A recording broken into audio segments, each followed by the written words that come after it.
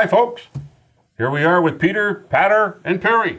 And with the NHL trade deadline at hand, let's talk trades for a little bit. First of all, we'll talk about the current day. What about our Calgary Flames? What do they need? Well, I think they need some experience. For me, their top 5 guys, I believe, have like 45 games of playoff experience amongst That's them. not a lot. And it's not a lot. And you know what? You need guys who have been there every year and understand that the game's going to change because things are totally different in the playoffs than they are in the regular season. There's a little more hook and holding. There's a little more follow through on your hitting. Guys need to be prepared for that. And I think that's what experience brings you. And it brings you into a situation too where, hey, if you're down a goal or two at a certain time, you're going to say, okay, guys, let's just calm down. Let's get back to the basics. Let's get back to doing what we do. And you have to do that game after game because in a 7-game series, that's what you want to take every series to is 7 games if you can. Because that'll wear the other team out, and you start to, get on their top players. I keep hearing guys talk about the big worry being in the playoffs, you can shut down Johnny and Monty in a 7-game series. Because any team that's heavyweight on one line, which, let's face it, the Flames are heavyweight on one line. They put their toughest checkers. They're going to slash more. They're going to cross-check more. They get out.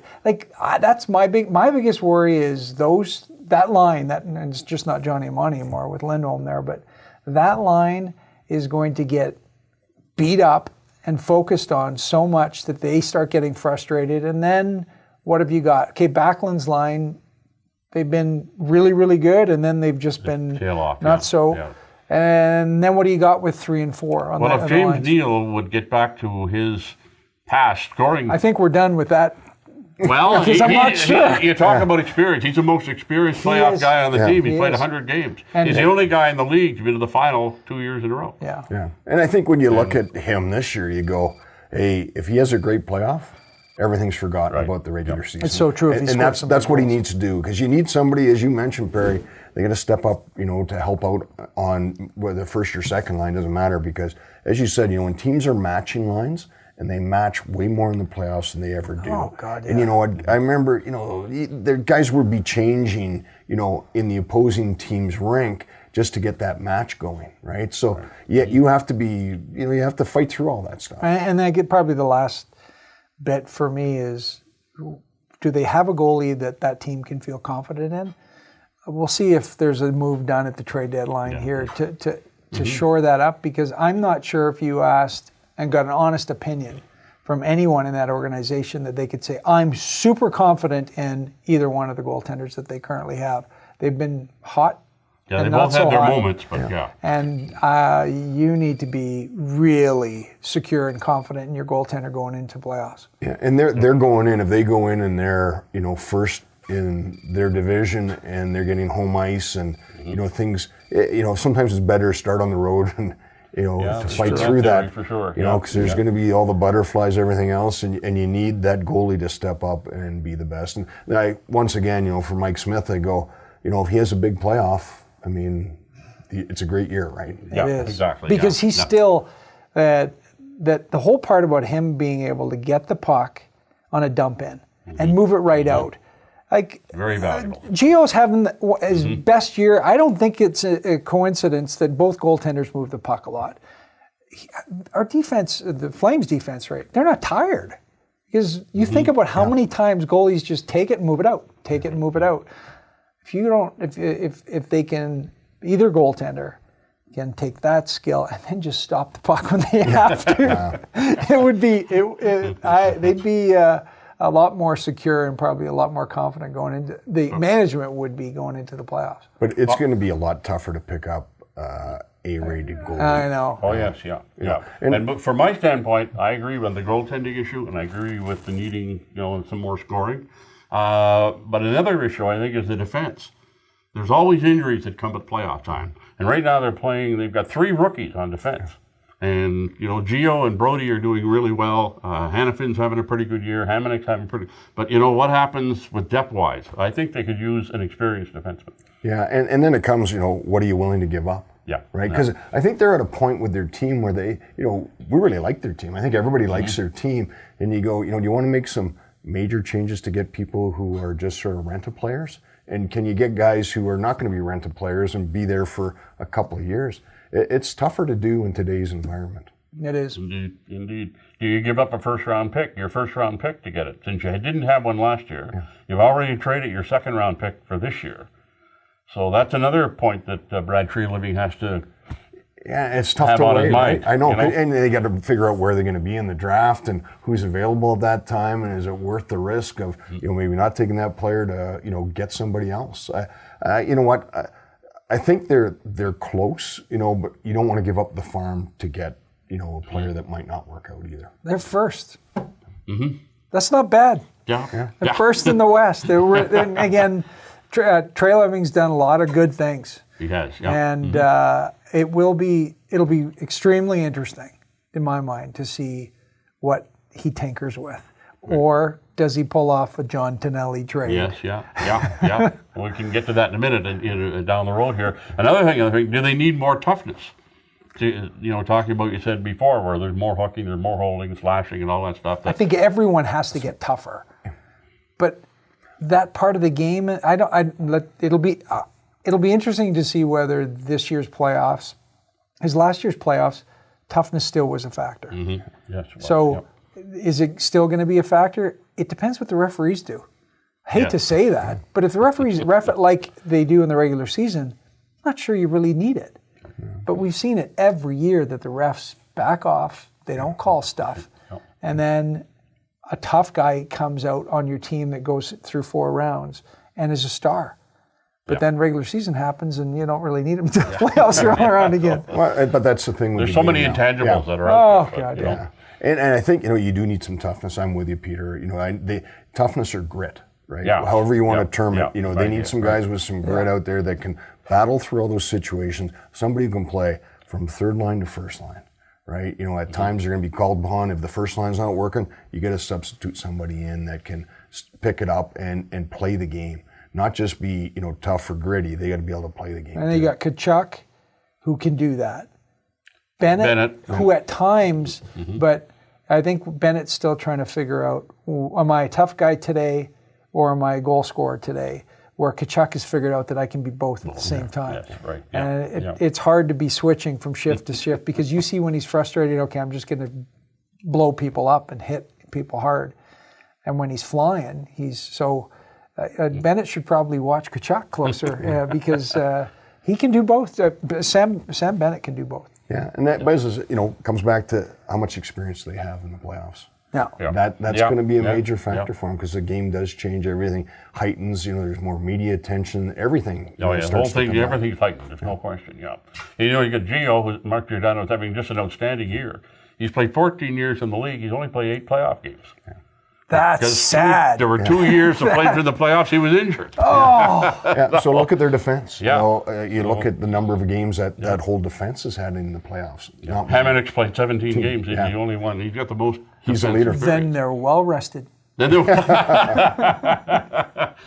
Problem solved. Problem solved. All is good. Do they have the team with a little tinkering that can go far in the playoffs?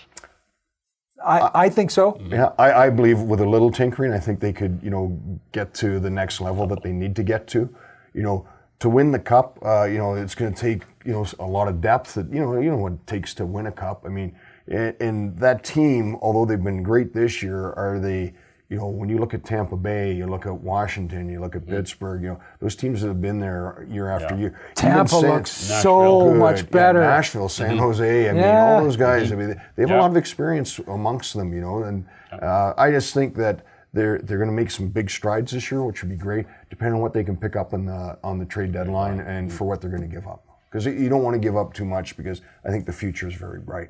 You mentioned Tampa. They're running away with #1 overall in the league. Will they win the cup, or can they even get to the final? History suggests they won't. Yes, which is President's very Cup. interesting. President's Cup. Jinx, so to speak. Yeah, but they've got they've been through it a couple times now where they've been at the top of the league. It'll be interesting how Washington comes back in the second half, and even Pittsburgh. Those guys, both those teams have played a lot of hockey over the last few years. I think when I look at Tampa Bay now, they have a little more depth, a little more experience. Some of our younger guys are stepping up too, which is great. Yeah. But only one team in the last 10 years has won the President's Trophy and gone on to win the Cup. Yeah. Which team? Chicago, 2013. Yeah. You know, since Colin Patterson, Stanley Cup winner of the Calgary Flames back in 1989, 30 years ago, since then, the Flames that year won the President's Trophy and the Stanley Cup. You know how many teams have had that double since then? I would say 5. 6. Good guess. Yeah. Okay. Six teams. I mean, that's really incredible how you go through 82 games and you're the best, and then more than likely you're going to get eliminated before the Cup's presented. Yeah, and that's what's crazy about it. You battle all that way for home ice advantage through everything, and you lose one game, at home, and it's gone. Yeah. Now, I'll counter argument the experience factor, although I agree experience is needed. You look at the Flame team from 2004, had very little playoff experience, and they went to Game 7 of the Stanley Cup final. Yeah. But, for me, the big thing with that was Mika Kiprasov played unbelievable. Yeah. But you also had, the veteran Marty Gelinas. Yes, I mean, when you think of, his experience and what he's done, winning a cup and, cups, I mean, he has, that whole year was, that run was so exciting and so neat to see, but Mika was spectacular. He was just unbelievable. But it's like anything, there hasn't been a team to win in the last probably 40 years that didn't have a really good goaltender. You have to. You have to. It has to. You got to make the big saves at the right time. Yeah. And then that first round is where, I would say someone like Tampa, that first round is your biggest fear. Yeah. Because once you get on a roll, okay, you can keep the momentum going. But you mentioned that Tampa's been through enough adversity over these years. They've turned their team over a little bit. But if they lose game number 1, and then let's see how they respond. And if you all of a sudden you're down 2-1 in a series early on, all the pressure's on them. So it's probably why the President's Cup has not been kind of a jinx for most teams. Most teams, yeah. Well, you think of Washington last year, and you go, they lost their first 2 games. Yeah. Right? Yeah. And then finally settled down and came back. They won their 3rd game in overtime. I mean, it happens with a ton of teams that end up winning the Cup. You need luck. Yeah. Well, definitely have to have that. Have to avoid a lot of injuries or have very few injuries, for sure. Yeah, or have that depth that you can call on to bring in. And injuries have not been an issue for the Flames this year. Very fortunate that way. And that's the first time in a long time for this team exactly that right. somebody key has not been. Yeah. You lose anyone from that top line for a period of time, that's a big a gaping loss, hole. Yeah. Right. Yeah. If you lose a Geo right now, Yeah. that's a big gaping hole. So just stay healthy. Those 4 guys, stay healthy. The years that, you get beat out early, you need something to do. Can't go golfing at this point, when you're... Especially in Calgary. Especially in Calgary and Alberta. Down to be snow on the ground. Yeah, you got to go skiing. And no better thing to do than go to the ski cellar, and especially with your kids, because they got a great ski junior program. Yeah, right? you take your old skis in, trade them in, you get some new stuff. Ski cellar, big fan of the program. The predictions for this year's playoff run for the Flames, what are you thinking?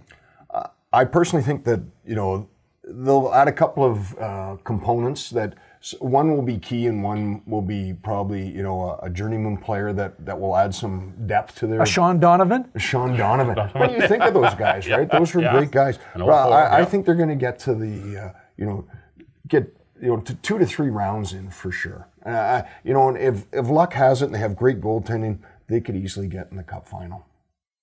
I'm not going to make any prediction, and I'm going to tell you why. Last year, I predicted the Flames would be number 1 in the Pacific Division, and the Oilers would be number 2. And I think I jinxed both of them because neither one made the playoffs. So ever since that time, I've said I'm predicting no more. But I hope the Flames win the Stanley Cup. I think we all hope the Flames win the Stanley Cup. I'm like Patter in that I think the Calgary Flames will get through 2 rounds, and I think getting through 2 rounds this year would be huge. I mean, again, you mentioned that Giordano's only got 8 playoff games in his career. Yeah. we need more playoff games for guys wearing the Flaming C, and I hope this year that they get through 2 rounds and maybe 3. Yeah, and the excitement in the city. You get by the first round. Yeah. Everybody starts picking up, getting a second round, a third round. Everybody's going crazy, and that's the beauty of it. And then the Red Mile comes into play. That's the key factor. If we can, fans. Can we call it a mile or a kilometer? We have to, kilometer and a half. we have to be politically correct on the show.